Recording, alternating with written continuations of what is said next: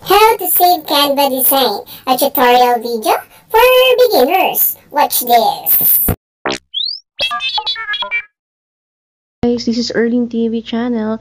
Ang topic po natin today is about Canva. Paano po tayo mag-save ng ginawa nating project or design sa ating Canva. Click Chrome. Dahil nandito yung aking Canva sa Chrome. Ayan. Nakita nyo sa taas ang canva.com. Dito nag-create ako ng thumbnail para sa aking video na gagamitin. So, i-upload ko po yun sa isang social media application po.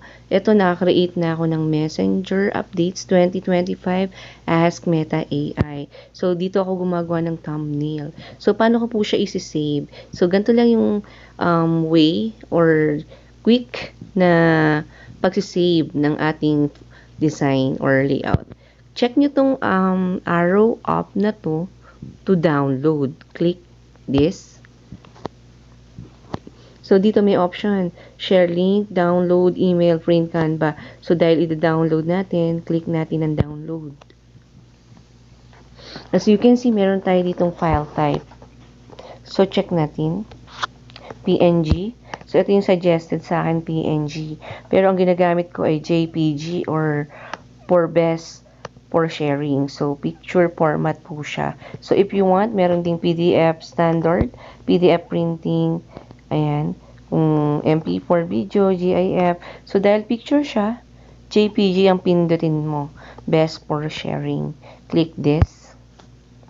So, yan guys. Ayan ang size niya. So, naka-default na yan. Di ko na yan binago. And then, after this, click download. So, yan, preparing your design, making the magic happen. So, guys, ito yung masasave doon sa ating gallery na pwede na natin gamitin. So, cancel na natin dahil na-save na siya. Makikita na natin yan sa ating picture profile gallery.